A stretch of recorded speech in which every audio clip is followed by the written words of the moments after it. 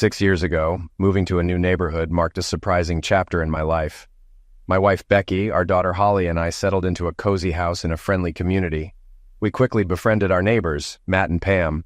Matt, a robust real estate agent, had a knack for storytelling, while Pam, a tall and slender blonde, was a dedicated mother to their son, Chet.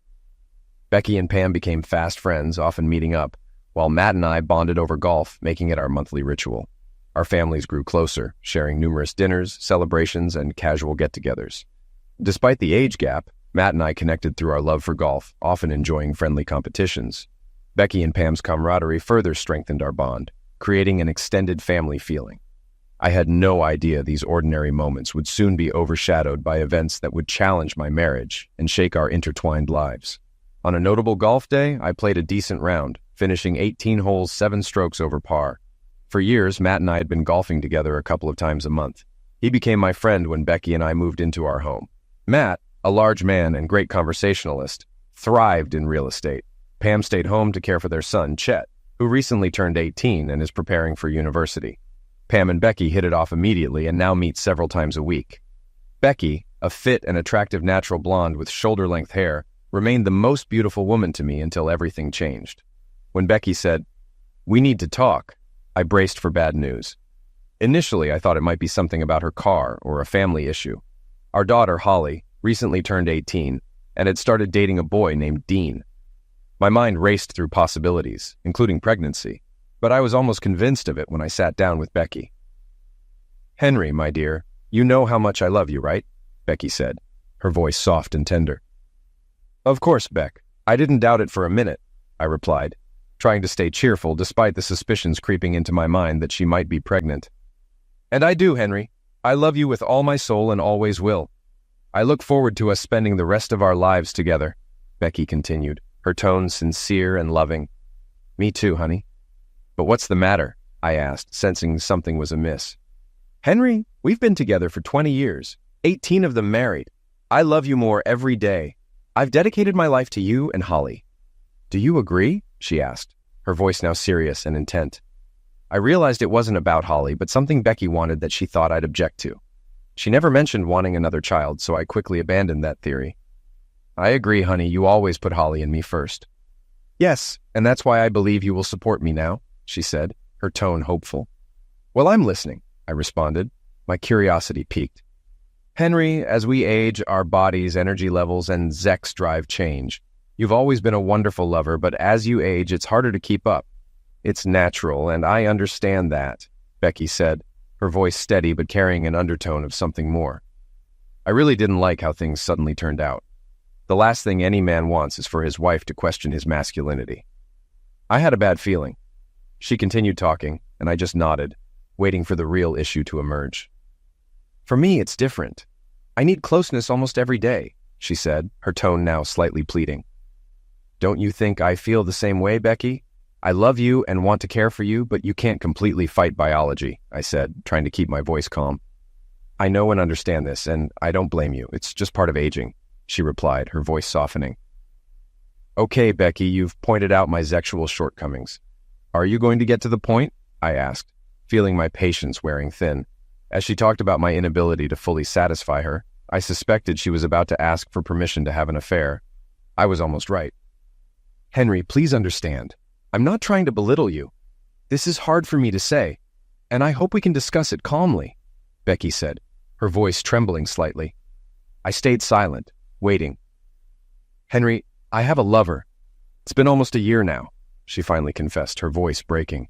I was stunned and couldn't respond. She kept talking to fill the silence. "We meet a couple of times a week. I don't love him. I love only you. I tried to keep things normal at home. You always had me when you wanted, and that won't change. You're my husband, and your needs come first," she said, her voice desperate for understanding. "So you intend to continue this?" I asked, my voice shaking with suppressed anger. "Yes, Henry. My needs have increased, and I need this. But it won't change how I feel about you or our lovemaking," she replied, her voice firm. "Who is he?" I demanded, my voice rising. "I'm not telling you. It's not one of your friends or colleagues. Just someone I met," she answered, her voice flat. "And you expect me to accept this because I love you," I said, disbelief coloring my words. "Yes. I know you love me and want me to be happy. I've tried hard to make sure you didn't notice any changes. The alternative would be a divorce, alimony, and child support. I love you and don't want that, she said, her voice now calm and calculated. I tried to stay calm, but inside I was furious. How dare she threaten me with divorce? Holly might not be happy living with a cheating mother. You've got it all figured out, haven't you? You deceived me and now expect me to accept it, I said, my voice dripping with sarcasm. Please don't see it that way, honey, she pleaded. Don't call me that, I snapped. Being angry and using obscene language won't help, she said, her voice admonishing. It may not, but it makes me feel better, I retorted. I know this is hard to hear, but this won't affect us. You didn't notice before and won't in the future. It's just something I do for myself. It's like volunteering in my free time, she explained, her voice detached. Okay, let's assume I believe you, which I don't. But why now? I asked, my voice tinged with suspicion. What do you mean? She asked, confused. You managed to lie and deceive me for a year. Why tell me now? I demanded, needing to understand her motive. I plan to show you how much I love you and how grateful I am for allowing this. But he's taking me to Hawaii for a week, Becky said, her voice calm but determined. Are you kidding me? You leave for a week with your lover while I work to support you, and I'm supposed to welcome you back? What did I do to deserve such disrespect? I retorted, my anger barely contained. You didn't do anything, Henry. This isn't disrespectful to you. I need you to understand that I'm doing this for myself, and it doesn't change how I feel about you, she replied, her tone pleading for understanding. I don't get it. What about Holly? What will you tell her about your solo vacation? We've always traveled as a family, I questioned, trying to grasp the situation. I already told Holly that some friends and I are taking a trip, and it won't affect our family vacation this summer. She didn't mind, and might even be glad I'm going, Becky explained almost cheerfully. She giggled, which felt like a joke. Oh, this is such a lighthearted topic. And you think I'll let her believe this lie? I asked, incredulous. What proof do you have otherwise, Henry? I showed her brochures and promised to tell her all about it when I return. She'd rather believe me than you, she said, her voice confident. So you can do whatever you want, and my opinion doesn't matter. If I don't like it, too bad. How do you expect to stay married to me after this? I demanded, feeling the weight of her betrayal. We love each other, Henry. Everything will go back to normal once I return, Becky insisted, her voice soothing but unconvincing. I'm tired of this nonsense, I said, my patience exhausted. She hadn't thought about the long-term consequences. Even if we stay married, which we won't if she goes, things won't be the same. I made one last try. Becky, don't go. We can work on our marriage and make things better. Just please don't go. Henry, I'm going, but everything will be as before, you'll see. I love you too much to let this change anything, she replied, her resolve unshaken. I tried. This has already changed everything. But you've done your duty by telling me. Have a good time. Unlike you, I won't lie. I'll be in the carpentry shop if you care, I said, my voice heavy with resignation. Henry, be careful. Operating power tools while upset is dangerous, she cautioned. I walked to the basement, ignoring her. I couldn't believe she thought I'd agree to this. Despite her thoughts, I intended to tell Holly what her mother was up to. A trip to Hawaii, of all places. We had planned to go there as a family. Now she decided to go with that guy. I considered my options. Divorce was likely. In our no-fault state, I'd be responsible for child support and possibly alimony. I could afford it, but I didn't like the idea of her living with her boyfriend while I worked and lived alone. I didn't see any other option but to stay until Holly left for college, then leave. But I wouldn't touch Becky again. I'd been in the workshop for hours when I heard Holly come home. Usually she spent Saturdays with friends or Dean. I decided to tell Holly the truth when I heard her talking to Becky. Hello, Mom. Have you told Dad about your trip to Hawaii with Mr. Harrington yet? Holly asked, her voice casual but tinged with curiosity. Damn. She knew everything. Becky hadn't told her a story about friends. Holly knew the truth and didn't mind. Who is Mr. Harrington? Did Holly know him? I thought to myself, feeling a surge of anger and confusion. Yes, I told him. He wasn't happy and is now sulking in the carpentry shop. But he'll come around. He has no choice, Becky replied, her tone dismissive. I can't believe he's so selfish. Mom, if he truly loved you, he'd be happy for you to get your needs met. He'll have to accept that you need a younger man. As long as he gets his way, he has no reason to complain, Holly said, her voice full of teenage indignation. Who was this kid? Becky had been filling Holly's head with this nonsense for years. She truly was Becky's mini-me, I realized with a sinking heart. I told him that, but he took it personally. His fragile male ego can't accept that he can't meet all my needs. I explained that people change with age, but he sees me as his woman, Becky continued, her voice laden with condescension. No respect. I'm glad I introduced you to Mr. Harrington. He's excited about the trip and has special plans for you, Holly said, almost gleefully. My daughter knew about the affair and helped her mother. She seemed to revel in my humiliation. How does my 18-year-old daughter know anyone older than her that Becky could date and afford a trip to Hawaii? At least I have a name to investigate, I thought, feeling a mixture of betrayal and resolve. Honey, please don't talk to him about our Zex life, okay? It's uncomfortable and inappropriate, Becky admonished, her voice suddenly stern. You told me things weren't working with Dad, and that it was time to find a lover like Grandma did. You complained about not meeting anyone, and I found someone for you. That gives me some freedom, Holly responded, sounding defiant and proud. True, but you still shouldn't talk about it with Rick. You're underage, and he's your teacher, Becky said, her voice filled with concern. I couldn't believe what I was hearing. My wife and daughter were conspiring together, and Holly was talking about things she shouldn't even understand. I needed to confront this situation head-on, but first, I needed to gather all the facts. Jackpot. Now my plans took a drastic turn. I wouldn't stay in the same house with these two traitors. Divorce wasn't an option either. I'd be responsible for expenses until Holly graduated in June. I'd move out, live elsewhere, and keep a household account for bills and food. I'd stay in touch by email and phone, deciding which costs to cover. Holly's days of getting everything she wanted, like the car she'd been asking for, were over. I could arrange everything within 2 weeks while Becky's credit card still worked. I'd find a place to live easily. I wouldn't pretend everything was fine, but wouldn't make a scene either. Holly would eventually learn that I knew about her role in her mother's betrayal, and I was curious about her reaction. I went upstairs to take a shower and planned to go out for dinner. I didn't want to sit at the table with traitors. As I entered the kitchen, both glanced at me. Holly ran up as usual. "Hello, Daddy," Holly said, her voice cheerful. She tried to hug me, but I just stood there. She pulled away, puzzled. "What's the matter, Dad?" she asked, her tone confused. I looked at them and walked to my bedroom. I'd move my things into a spare room until I could leave. For now, I closed the doors and got into the shower. Becky, of course, couldn't leave me alone. She found her way in. "What the hell was that? Be angry with me if you want, but don't take it out on your daughter. She didn't do anything to you," Becky said, her voice sharp. I stared at her, then got back into the shower. "So, silent treatment, how mature? When you're done sulking, let me know. Dinner is ready," she said, slamming the door behind her. I shrugged and got dressed. Coming out, I saw the meeting. They fell silent when I entered. Holly smiled, hoping I'd join them and maybe apologize. I turned and walked out. I got into my BMW and left.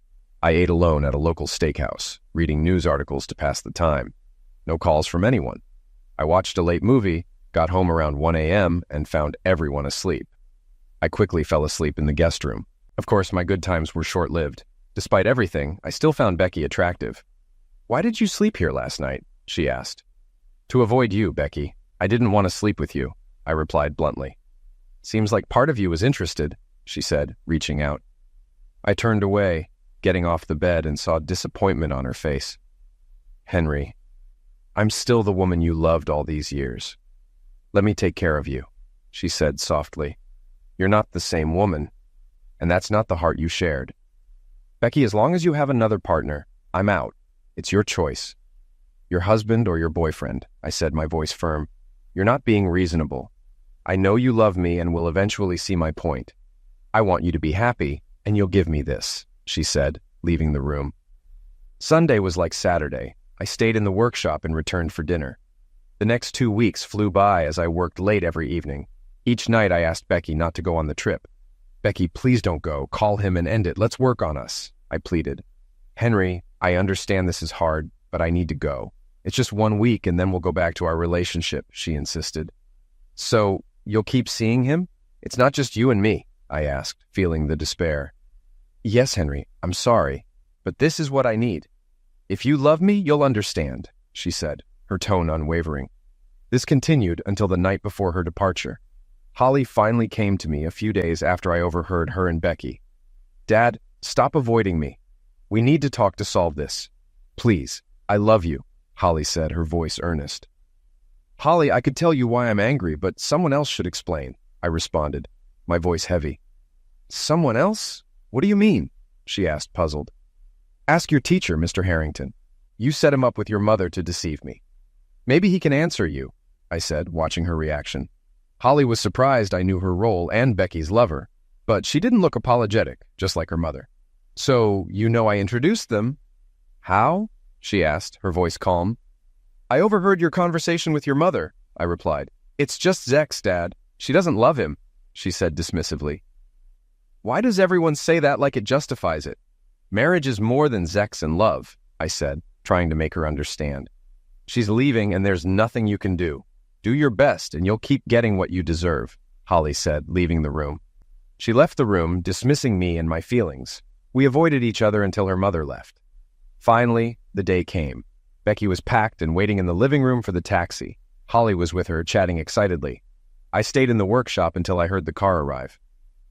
My taxi is here, honey. I'd like to check out. Bye. This means nothing. You'll see, Becky called out, her voice carrying a forced cheerfulness. She waited for a response. Aren't you going to kiss me goodbye? She asked, a hint of expectation in her voice. Nope, I replied flatly. As you wish, she said, her voice now tinged with resignation. Eventually, I heard the door close and Becky's heels on the kitchen floor, then the front door shut, followed by the sound of her suitcases and the car engine starting. It was the end of my marriage.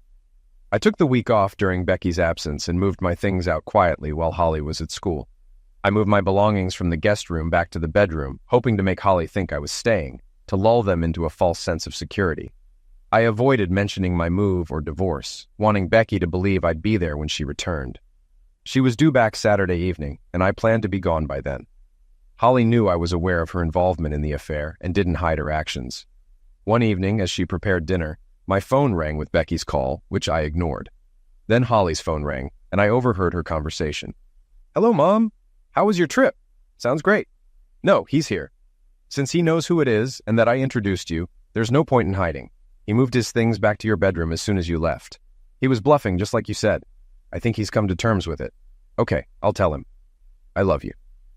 She then relayed Becky's message. Mom asked me to tell you she loves you and that everything will be as before when she returns. I nodded, accepting her words. The rest of the week went similarly. I gradually moved my things to my new apartment, taking only personal belongings. On Friday evening, I realized my relationship with Holly was irreparably damaged. After dinner, Holly approached me. Are you ever going to talk to me about anything other than grumbling and monosyllabic answers again? You forgave Mom, but what about me? Holly asked, her voice a mix of frustration and hurt. I looked at her questioningly. What makes you think I forgave your mother? I asked, genuinely puzzled. You moved back to the bedroom. That means you're going to sleep there with her and have forgiven her, she replied, her tone suggesting that this was an obvious conclusion. Holly, I have not and will never forgive your mother. She ruined what we had, I said, my voice steady but filled with underlying pain.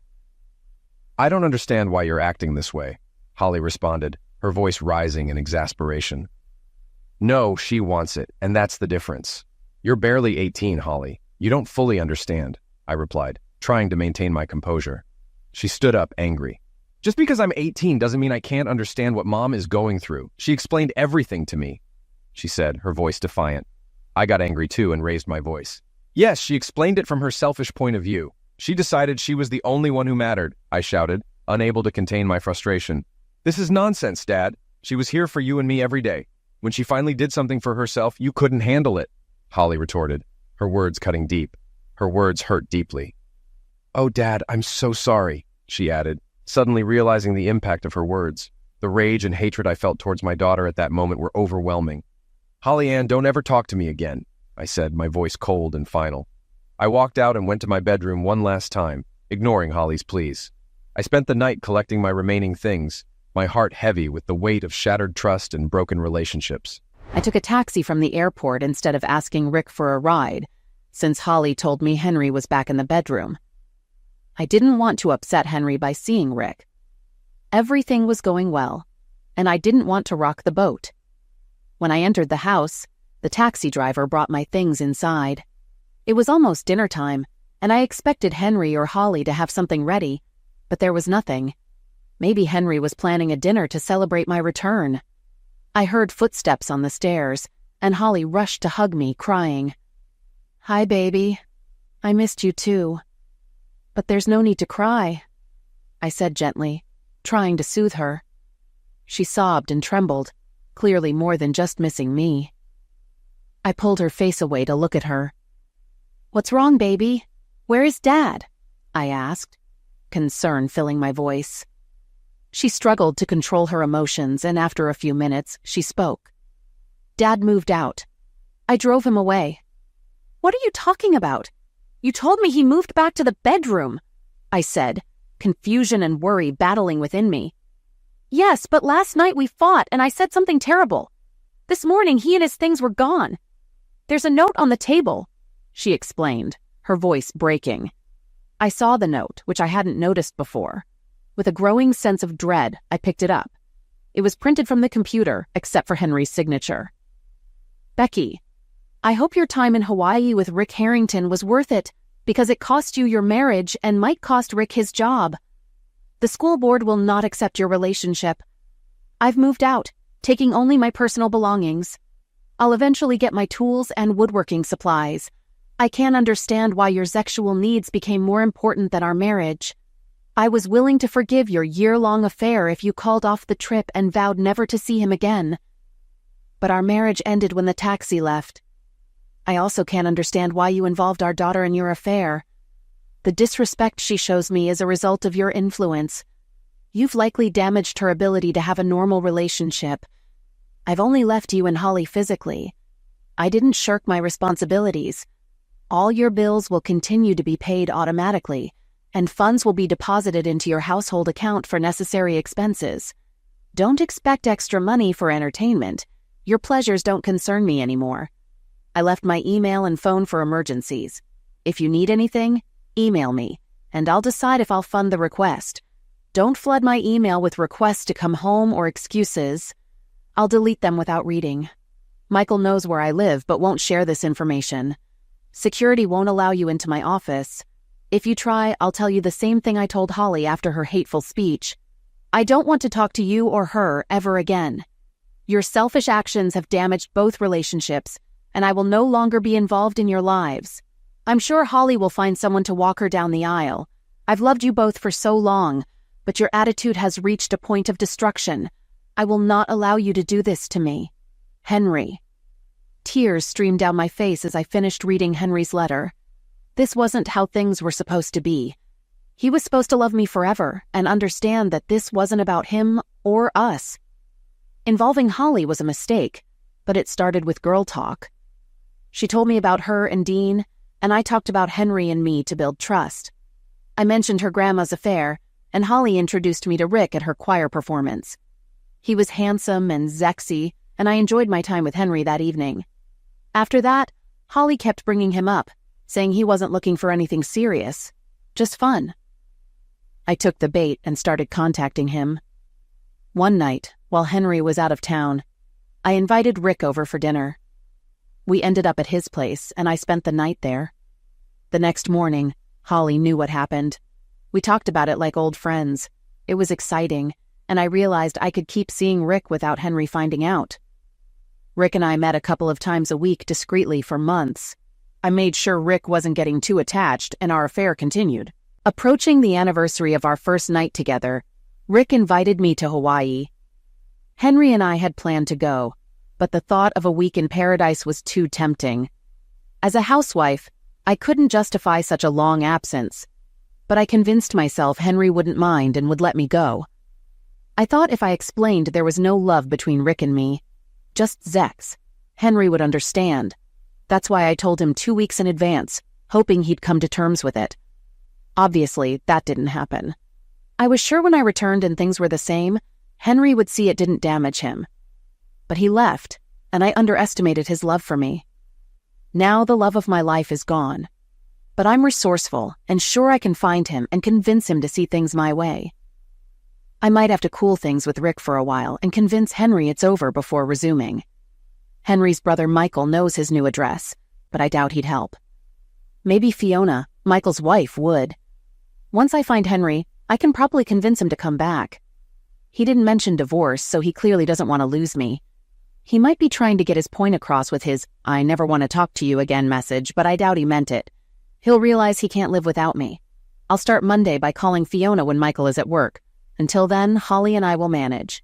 It was a beautiful day, and I decided to relax by the pool.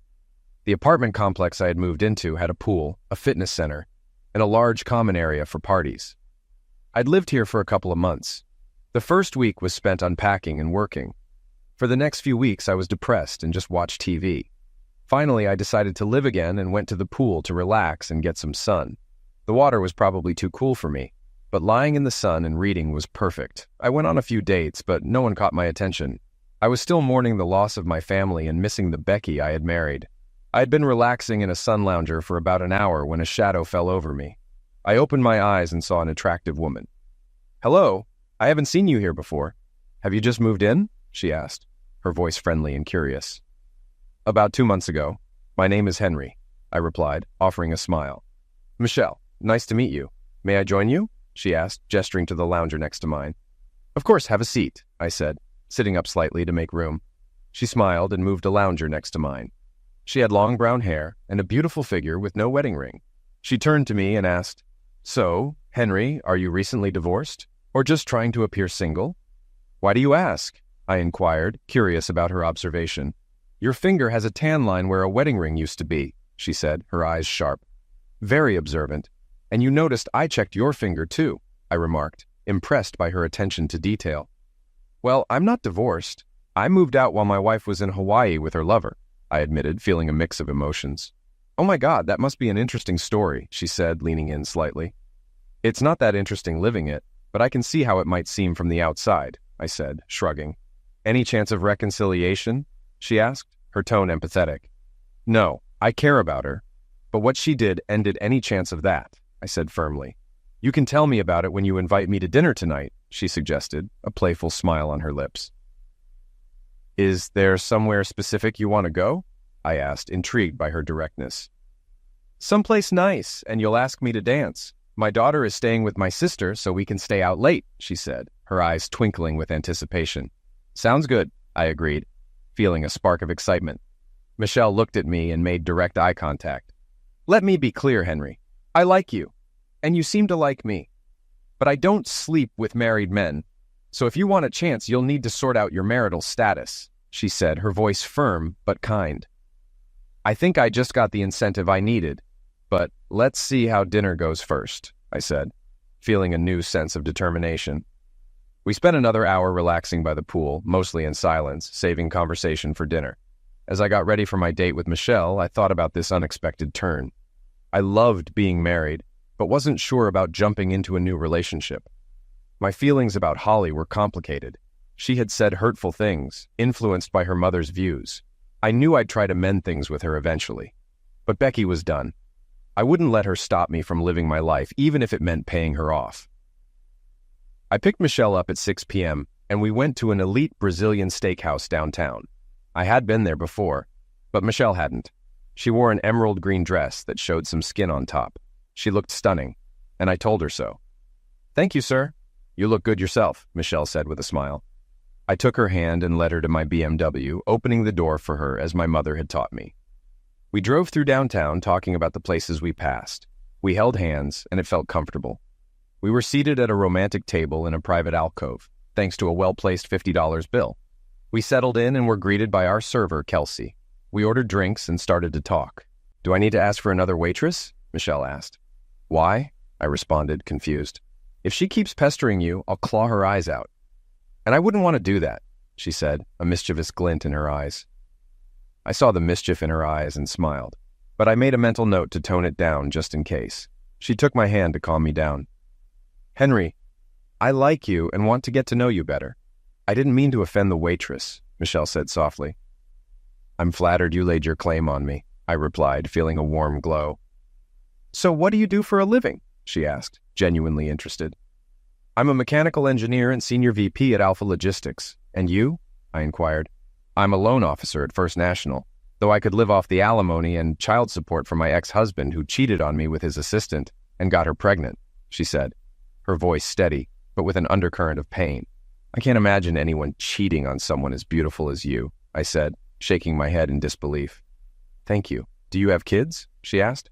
An 18-year-old daughter named Holly, but we're not talking much because she shares her mother's views on cheating, I explained, a hint of sadness in my voice.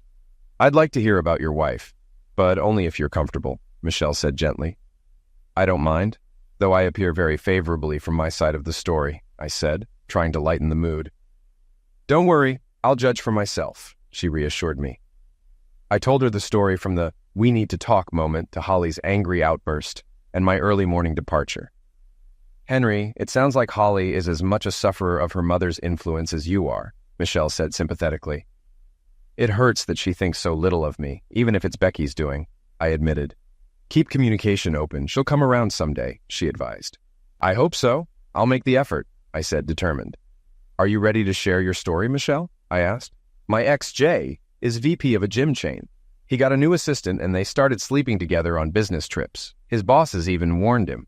When she got pregnant, I left him and got generous alimony and child support.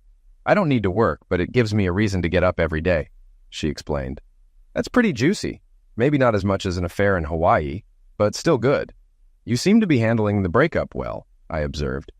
Yes, but loneliness can get to me. It was the right decision, but I miss what we had, she admitted. If you ever feel bad, call me. I'll come over. We can talk or watch a movie. I've been there, and I'll help you, I offered sincerely. Thanks, Henry. I might take you up on that, she said, smiling. She smiled and took my hand. I felt the need to do something, so I stood up and kissed her on the cheek. I'm looking forward to more kisses, including longer ones. When you give me a ride home, I said with a smile. I kissed her again and returned to my seat. Dinner was excellent, as was our conversation. We went to a dance club for older people. Michelle, 35, was the most attractive woman there, and guys kept asking her to dance, but she refused them all.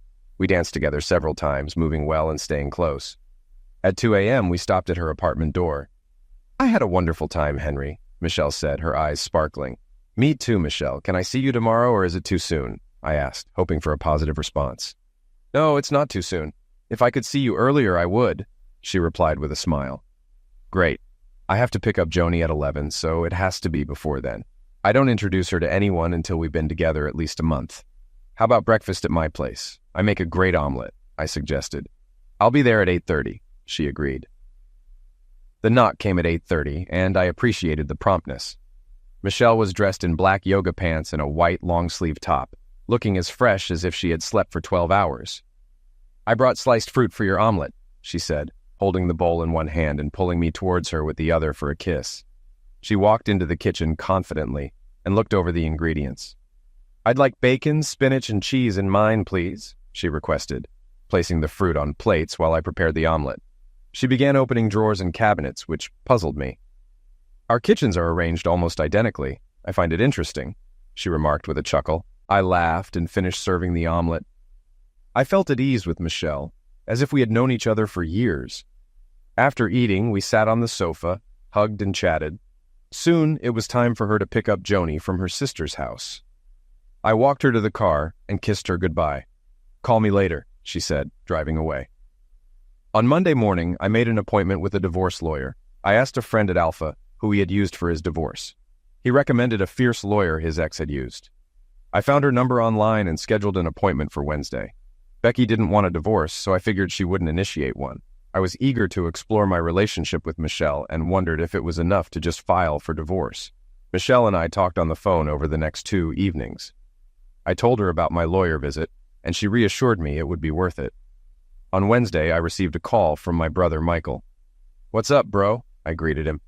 Just updating you. Becky keeps asking for your address. She's been trying to get Fiona to help her, Michael informed me.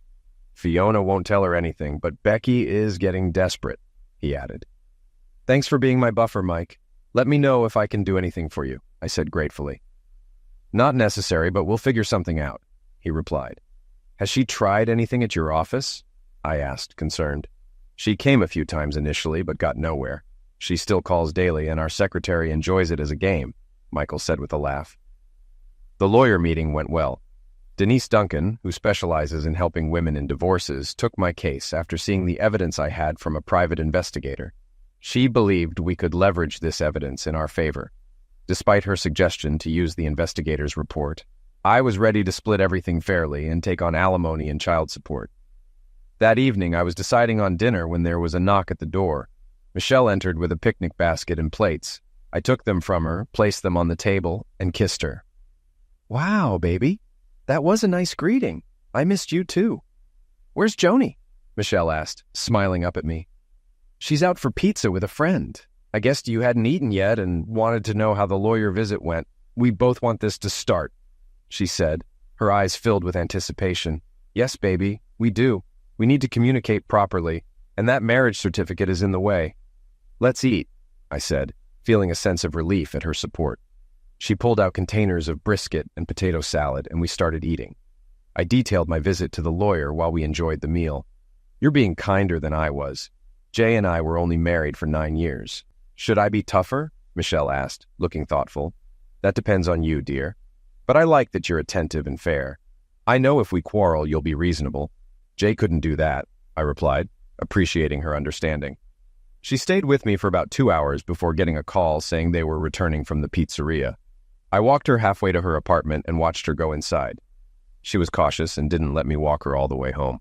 I felt like I floated back to my apartment. I was getting more upset. I couldn't believe Fiona wouldn't help me. Women were supposed to support each other. She refused to find Henry's new address. I tried following him from work, but he never went straight home or I lost him in traffic. Before, I met Rick twice a week, but after Henry left, it became 3 or 4 times a week. I needed it, and with Henry gone, it was his fault I turned to Rick more often. However, in the last 2 weeks, Rick met me only once. He's under pressure from the school board's investigation into our affair and is trying not to get fired. The union is fighting for him, but it doesn't look good. We didn't think about the consequences. I was starting to think the Hawaii trip, amazing as it was a big mistake. Money was also tight. Henry barely gives me enough for Holly and me. We have to eat at home every night and can only watch movies on premium channels because we can't afford the theater. Even then, we ordered too many movies, and Henry threatened to cut off cable if we didn't reduce the number. He's being completely unreasonable. Holly is here, and at least she has Dean to take her out sometimes. But I can't give her spending money, so Dean has to pay every time. Now Dean is pressuring Holly to have Zex to contribute to the relationship, and she's mad at me for it. All this is because Henry's ego can't handle another younger man taking care of my needs. I still love him, but if he comes back, he needs to meet all my needs or accept that I'll have someone on the side. This is not discussed. On a bright Friday morning at 9:45, my phone rang. Becky must have received the divorce papers around 9:30. I didn't answer since I was at work, but listened to the voicemail immediately. "It's all out of control, Henry. I destroyed the papers. I won't sign them. We're not getting a divorce. You need to call me right now so we can move on together," Becky said, her voice aggressive and insistent. I wasn't surprised by her response. She still believed I should accept her actions and that it was my failure, not hers. I hadn't mentioned the private investigator's report yet, but it might be the ammunition to end this. The investigator found evidence easily in Hawaii, where they were less careful. Michelle and I planned to go out tonight. We had met a week ago, so I wasn't familiar with Joni yet. Tonight, we were meeting Michelle's sister Lori and her husband Jeff, while the kids stayed with friends. I was nervous, but optimistic. When I picked Michelle up, she looked stunning in a knee-length purple dress and heels. We met Jeff and Lori at the restaurant and made introductions. We sat at a square table with Michelle on my right and Lori on my left. Lori asked, "Michelle said you're getting a divorce. How's that going?"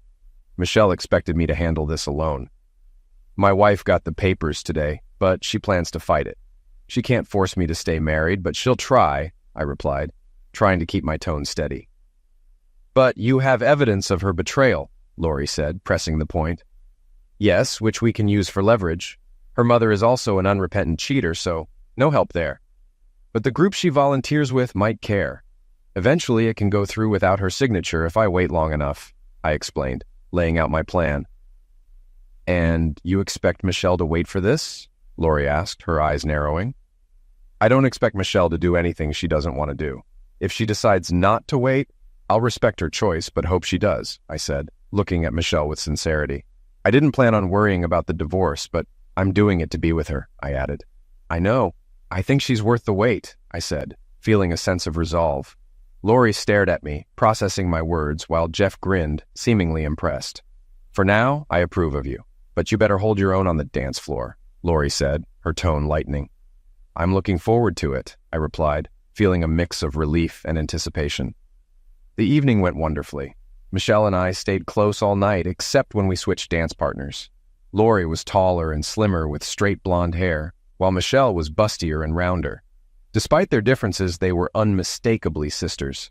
While dancing with Lori, she said, "Michelle told me about your wife. I'm really sorry."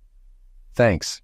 It hit my self-esteem hard, but Michelle helped me a lot," I replied, appreciating her sympathy. "She really likes you." "Please don't hurt her," Lori said, her tone serious. "I won't. She means a lot to me." "I really like her too," I assured her, feeling the weight of her words. After returning to the apartment complex, Michelle had to pick up the kids. Lori and Jeff's children, Alexis and Marcus, were with a nanny. I kissed Michelle goodnight as she got into her car and walked back to my apartment. I had just settled into bed when there was a knock on the door. Seeing Michelle through the peephole, I opened it and she kissed me. "Call me tomorrow," she whispered. She left and I went to bed to relieve some tension. I couldn't afford a lawyer, but the paperwork said Henry would cover reasonable costs since he was filing. I found a lawyer willing to take the case, knowing payment would come later. She informed me that the divorce would proceed regardless of my signing the papers. The judge would set the terms, likely similar to Henry's proposal. Henry offered me the house until Holly finished her senior year and a year after, plus child support for 3 years and until June. After that, the house would be sold, or I could buy it. I couldn't believe this was happening. Why did I risk losing my marriage for something with no long-term impact on Henry? I tried to meet Rick next week, but he turned me down, saying it was only fun because I was married. Now that I'm getting a divorce, it's no longer exciting for him. Henry was right. Rick was an a-hole. Holly is a mess. She misses her dad terribly. She and I were always close, but she did a lot with Henry and misses him in her life. Everything is not as it should be. It's been 2 weeks since I met Michelle's sister, Lori, and not much has progressed with the divorce. Becky still refuses to sign the papers and wants counseling, but it feels like a waste of time. Michelle and I meet whenever we can, often just for a few minutes after she puts Joni to bed. Thanks to Lori, we manage a couple of dates each week. Lori only asks that we reciprocate the favor someday, and I agreed. On Saturday, Lori babysat Joni again, and I took Michelle to dinner and a concert downtown. During dinner, while holding hands, we heard a scream from across the restaurant. "Get your damn hands off my husband right now!" Becky shouted, storming towards us with several embarrassed friends in tow. "Yes, Becky, you caught me having dinner with my neighbor." "Congratulations," I said, trying to stay calm. "Oh, don't tell me it's just dinner. I'm sure you'll have more later." "Look at her. She's probably giving herself away," Becky spat, her voice full of venom. Michelle remained calm. "I respect wedding vows, even if they're not mine. We haven't done anything yet, but I look forward to when we can." "Thanks for leaving him, Becky," she said, her tone composed and measured. The staff escorted Becky out as she shouted, "Stay away from him, witch." I wondered if her friends stayed with her. Michelle reassured me. "So this is your wife?" "I'm so sorry, honey. It's not worth it." This will be a great story to tell Lori and Jeff. The rest of the evening was less dramatic, and we enjoyed the music. Michelle spent a lot of time sitting on my lap, her scent intoxicating me. On the way home, holding hands, I made a decision. At her apartment door, I said, "Michelle, honey, I need to tell you something." She looked into my eyes, her hands clasped behind my neck. "What is it?" she asked softly. I never thought it would be possible, especially so soon, but I am completely in love with you. You are my last thought at night and first in the morning. I know we have challenges ahead, but I wanted you to know how I feel, I confessed, my voice filled with emotion. She kissed me. "And I love you too, Henry. You're a wonderful person, and I can't believe you're mine. We have a lot to overcome, but it won't stop us from being together. If things were different, we'd be heading to my bed right now. When the time comes, it will be worth the wait." We stood on her doorstep, hugging and kissing, knowing we couldn't go inside without giving in to temptation. After one last kiss, we parted ways. My lawyer called this morning with news that Henry has escalated things. His lawyer sent over photos of Rick and me in Hawaii, taken by a detective Henry hired. While these photos can't be used in the divorce, they could still complicate my life significantly. They might make it difficult for me to get a job if the divorce goes through as planned. Attacking Henry and Michelle at the restaurant was a mistake. I underestimated Henry, thinking he wouldn't risk losing me and would agree to share. Rick wasn't worth my marriage, and I didn't expect it to end this way. Over a month has passed since the trip, and things continue to worsen. Dean broke up with Holly today after their date. She really likes him and thought they would marry someday. She burst into tears when he dropped her off, running to her room. I comforted her for 15 minutes until she calmed down. "Dean abandoned me, Mom," Holly sobbed, her face buried in her hands. "What happened?" I asked, my heart breaking for her. He insisted on having sex, but I kept saying no. He said he expected more from me, given my mother's behavior. When I explained what you told me about women needing lovers as they age, he asked if he could expect the same from me if we married. When I didn't answer, he broke up with me, saying I was going to cheat on him.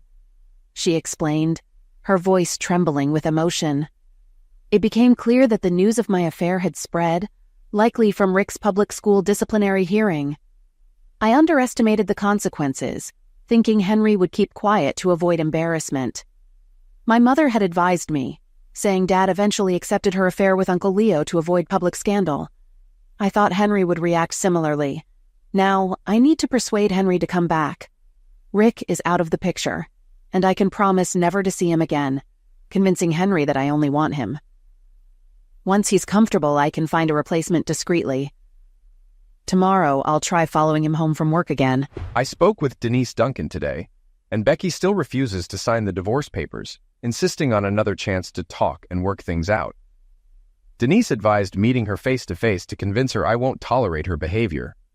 Otherwise, this could drag on for months with appeals and delays. I had other things on my mind, though. It's been 5 weeks since I met Michelle, and I've fallen madly in love with her. Tonight, I'm finally meeting Michelle's daughter, Joni. Michelle assured me it wouldn't be decisive, but I know how important it is for Joni to like me. We started with a trip to Chuck E. Cheese. I drove, and Michelle held my hand, while Joni smiled in the back seat. At the restaurant, Joni grabbed my hand and pulled me into the play area. I lost a game of tag to her and finally found her sitting on a chair for one of the games. "Are 8-year-old girls really that strong?" I asked, catching my breath. She looked at me with big brown eyes. "Will you be my new dad?" she asked, her voice hopeful. Kneeling down, I took her small hands and said, "I'd like to be if you don't mind, but you don't have to decide now." "I think I'd like you to be my new dad. My friends' dads don't play with them like you do, and Mom says you make her happy," she replied, her smile wide. I felt tears welling up and asked for a hug. Michelle watched us closely as we returned to the table. Joni was Michelle's mini-me, just like Holly was Becky's. The rest of the evening was wonderful. We played games, earned tickets, and Joni got a fancy Barbie doll. We then went for ice cream and returned to the apartment. Joni was tired, so we put her to bed, and I read her a story. Michelle and I sat on the couch. She asked, "Are you ready to be a dad to a little girl again?" At my age, I had doubts, but now that I've met her, I can't imagine anything else, I replied sincerely. "What about one of our children?" she asked, her eyes shining with hope. "Nothing would make me happier than having a child with you, Michelle.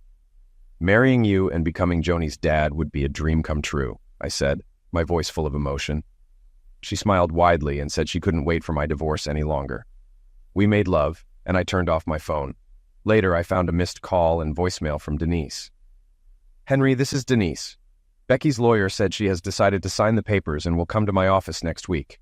You don't need to be there, but I'll let you know when everything is ready," Denise's message said, her tone businesslike but with a hint of relief.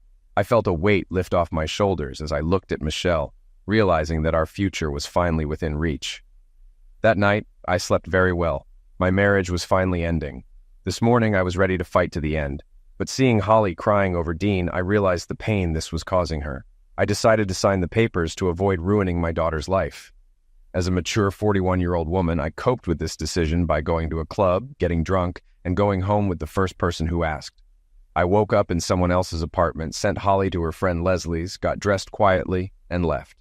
My car was still outside the club, so I called a taxi, went home, took a shower, and just wanted to go to bed. So I did.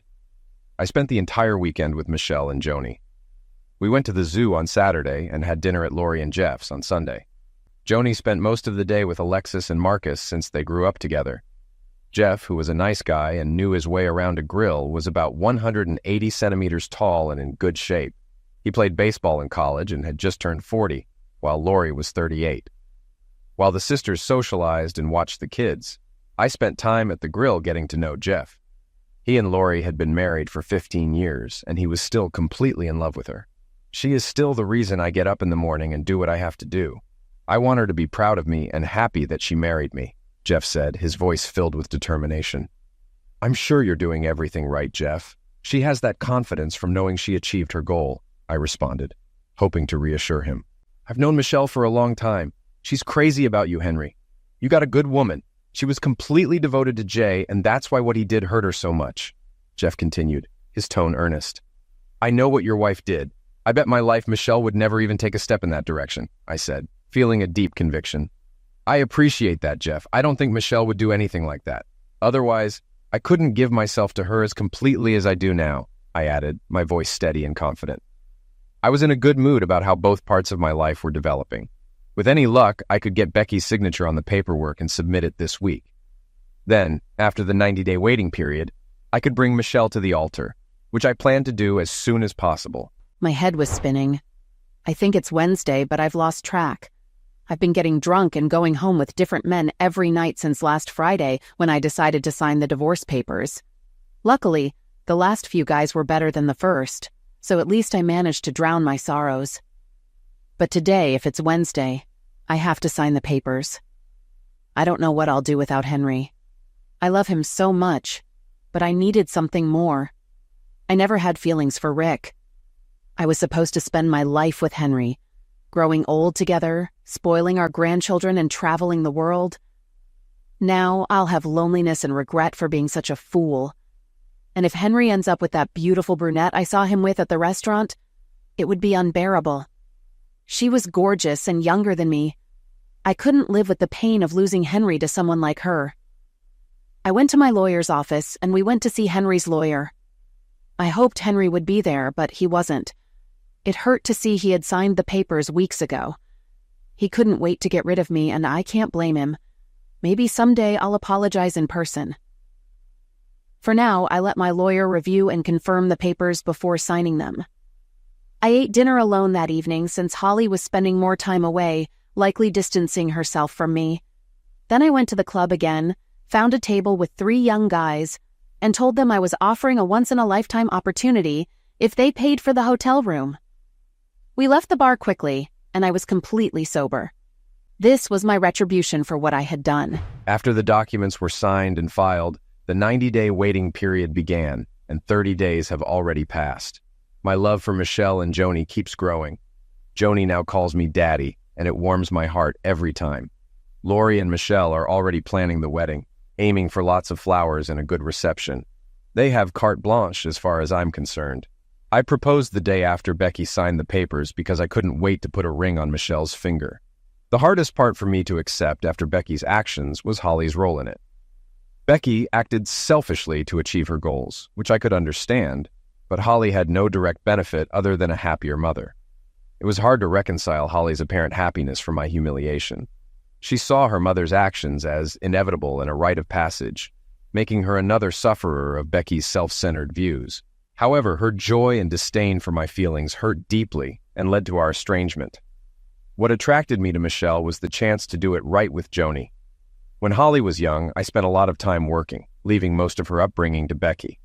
Holly and I had activities we did together, like soccer and volleyball, but those weren't times for teaching life values about marriage and relationships. I focused on teaching strength and perseverance, while Becky instilled other values which backfired. I wondered if anything could be fixed at all.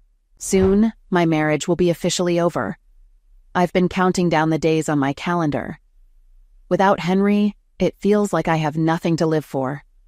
Holly, now 18, spends most of her time away from home and no longer needs me. Just a few months ago, I had everything. A husband who adored me, a wonderful daughter, and lovers. But my arrogance caused it all to collapse. I don't know how I'll cope once the divorce is final. As long as Henry and I were legally married, there was still hope. I haven't spoken to Henry since the day I flew to Hawaii, except for my outburst at the restaurant, which wasn't really a conversation. No one has told me what he's been up to. Is he still with that beautiful brunette from the restaurant? Are they serious? Or is he using her to forget me? I worry about his work, hoping my actions haven't affected his career. Everything was supposed to be harmless. Until that day, Henry didn't suspect anything, and Holly supported me. But I was stupid to openly talk about it, and now I'm left with a glass of wine in my hand, sometimes setting it on the nightstand. I haven't found a guy for tonight yet, but I never go home alone when I'm out socializing. It sometimes gives me strength, but it's really just a desperate attempt to drown my grief and feelings for a few hours. The divorce would be finalized in a few days, and my wedding to Michelle was in 3 weeks, giving me time to get the final decree and a marriage license. This morning, Michelle and Lori went shopping with the kids while I cleaned my apartment. Michelle's lease expired last month and she switched to month, though I still had a few months left. We bought a house nearby to keep Johnny in the same school district, one of the best in the state, and we would close on the apartment next week. Even though Michelle and I spent every night together, she insisted we wait until marriage to officially move in together, so we kept our separate apartments. Money wasn't an issue, so I agreed. I got a message saying they were coming back and to make sure I was home. It seemed odd, but I confirmed and looked forward to their return. The reply was a smiley face. Michelle had her own key, and I usually left the door unlocked when waiting for her. When she knocked, I was surprised. Maybe she was playing a game, I thought.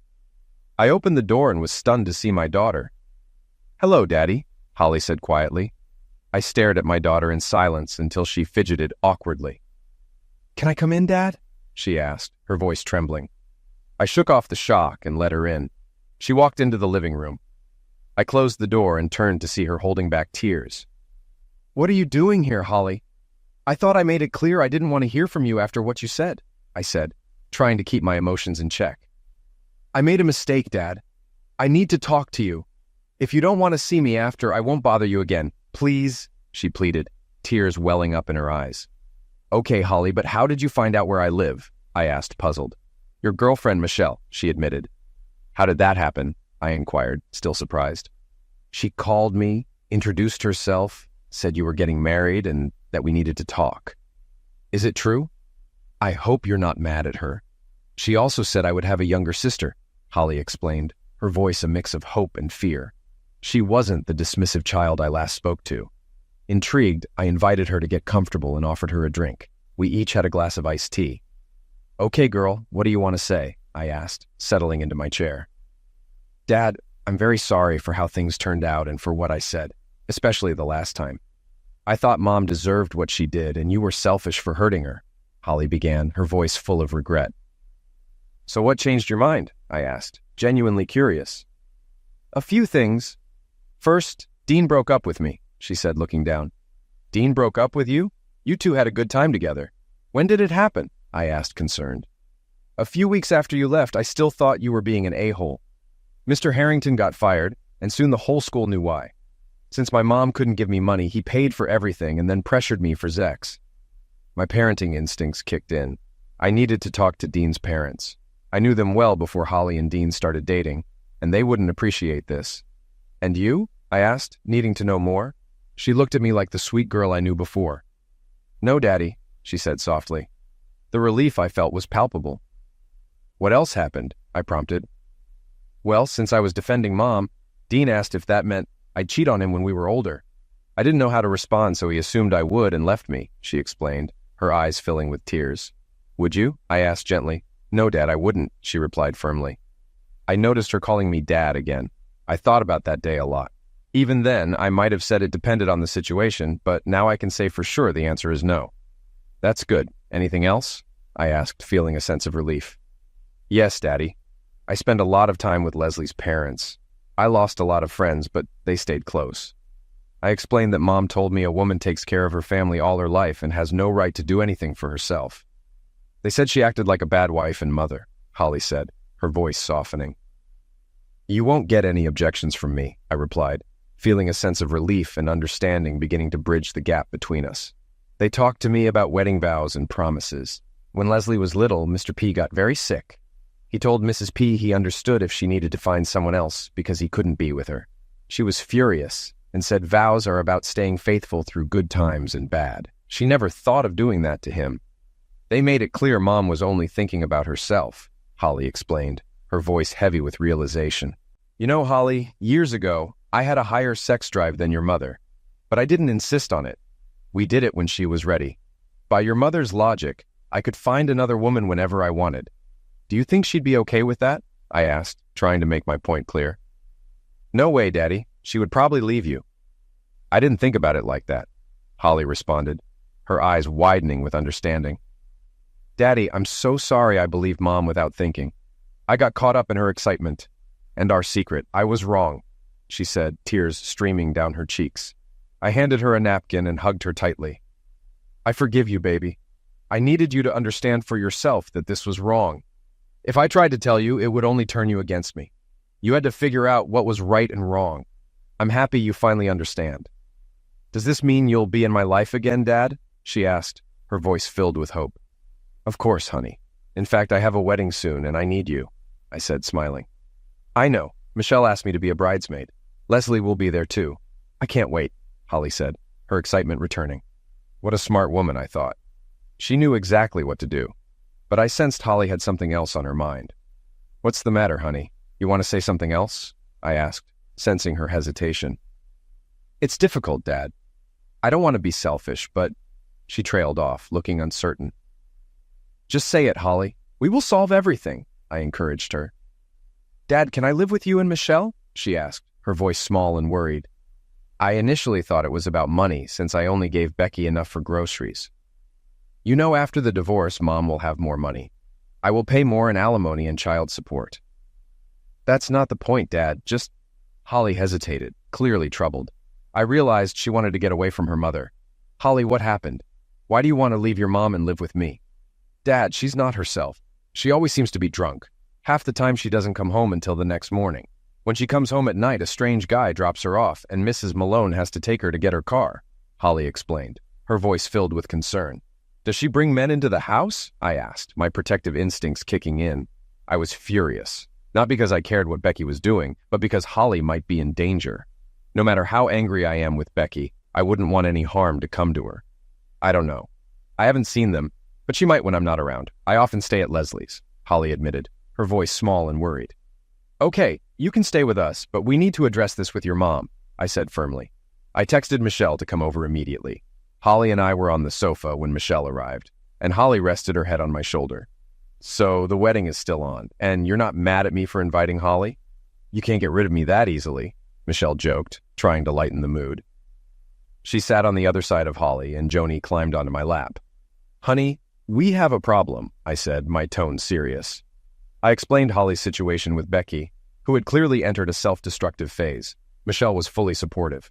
Do what you need to do. It's important. Want me to come with you? Michelle offered. I think it's better if I go alone and leave Holly here, I replied, appreciating her support. I drove to my old house for the first time since that day.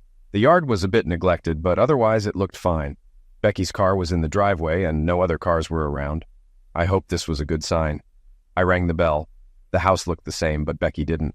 She looked disheveled, had lost weight, and wore an old robe. Henry, oh my God, you're back. Please tell me you're taking me back. I'll do anything, Becky pleaded, her voice desperate. No, Becky, but I want to help you. Holly told me what's going on. You can't go on like this, I said, trying to stay calm. She stared at me, trying to process my words, then flipped. Have you forgiven Holly? And what about me? Where's my forgiveness? She demanded, her eyes wild. I forgive you, Becky, I said softly. Then why don't you want to take me back? I love you, Henry. I need you. Please, Henry, she begged, tears streaming down her face. Becky, I said, raising my voice to get her attention. I hated yelling, but I needed her to calm down. Becky, I'm here to help you, I said, my voice firm but gentle. I took Becky to the ER, where her blood booze level was very high. A psychiatrist had her hospitalized for 72 hours as a danger to herself. While she was there, Michelle and I researched rehab centers and chose one. Treatment was voluntary, and we hoped to convince her to go.